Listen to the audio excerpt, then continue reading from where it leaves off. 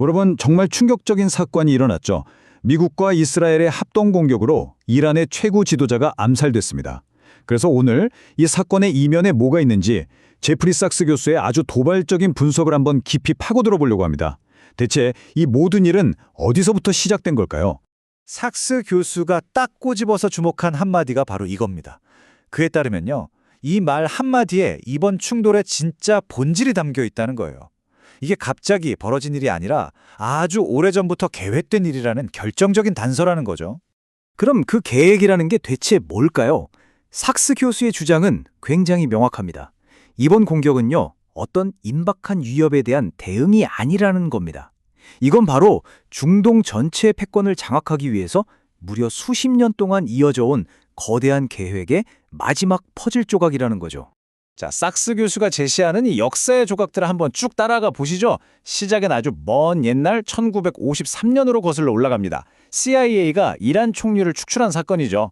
그리고 1996년에 클린 브레이크라는 말 그대로 중동을 싹 정리하자는 독트린이 나왔고요.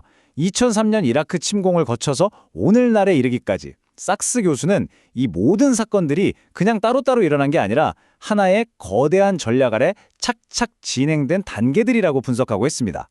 그런데 여기서 아주 근본적인 질문이 하나 생깁니다. 삭스 교수가 지적하는 것처럼 만약에 미국 국민 대다수가 이런 전쟁을 원하지 않는다면 도대체 누가, 어떤 힘이 이 모든 걸 밀어붙이고 있는 걸까요? 삭스 교수의 대답은 이겁니다. 우리가 보는 정부, 그 위에 보이지 않는 딥스테이트가 있다는 거죠. 그러니까 여론이나 대통령의 선거 공약 이런 거랑은 전혀 상관없이 움직이는 세력이 있다는 거예요. 바로 CIA와 이스라엘 모사디의 아주 강력하고 오래된 동맹, 이들이야말로 이 모든 걸 뒤에서 조종하는 진짜 힘이라는 주장입니다. 심지어 삭스 교수는 이 계획이 그냥 무모한 수준을 넘어서 현실을 완전히 잘못 읽은 거의 망상에 가깝다고 아주 신랄하게 비판합니다. 자, 이들의 계획과 삭스가 예측하는 현실 한번 비교해 보시죠. 왼쪽의 목표는 아주 간단해요. 지도부만 싹 제거하면 마치 도미노처럼 모든 게 와르르 무너질 거라는 생각이죠.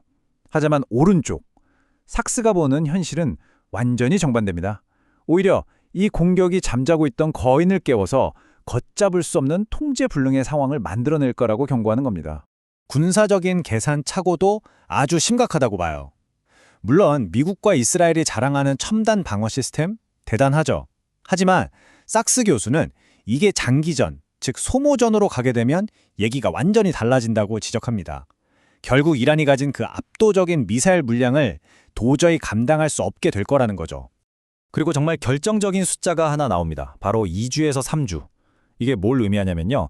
삭스 교수가 군사 전문가들한테 직접 들은 얘기인데 이게 바로 이 지역에 있는 미군이 가진 탄약으로 버틸 수 있는 시간이라는 거예요.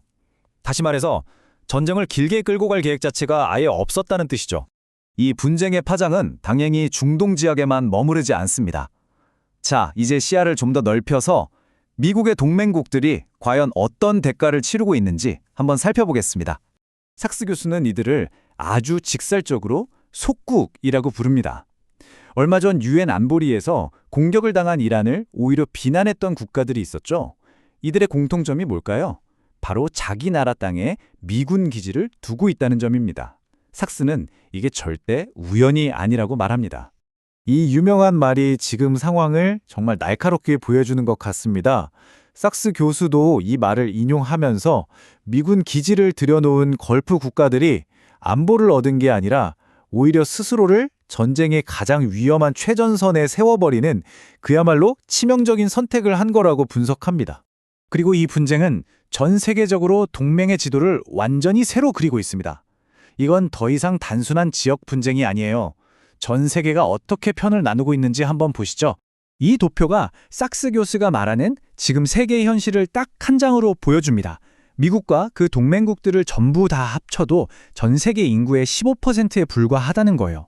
거꾸로 말하면 나머지 85%의 세계와 맞서고 있다는 뜻이기도 하죠. 자, 이런 구도에서 러시아와 중국의 역효는 명확하죠.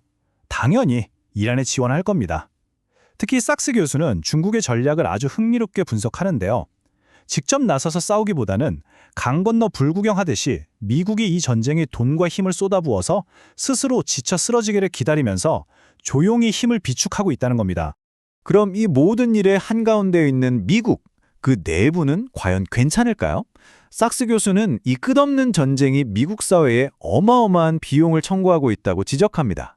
특히 미국 내 여론의 변화를 보면요. 이건 정말 역사적인 전환이라고 할 수 있습니다. 갤럽 데이터를 보면 불과 몇 년 전만 해도 이스라엘 지지가 압도적이었는데 지금은 완전히 역전됐어요. 삭스 교수는 이걸 두고 이스라엘이 정치적 자살을 하고 있는 거라고까지 아주 강하게 표현합니다.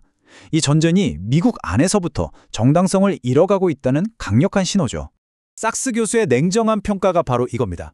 천문학적인 돈을 머나먼 곳의 전쟁에 쏟아붓는 동안 정작 자기 나라의 도로, 다리, 철도 같은 기반 시설은 무너져 내리고 있다는 거죠. 그는 이것이야말로 자국의 진짜 이익을 갉아먹으며 쇠퇴하고 있는 제국의 모습이라고 진단합니다.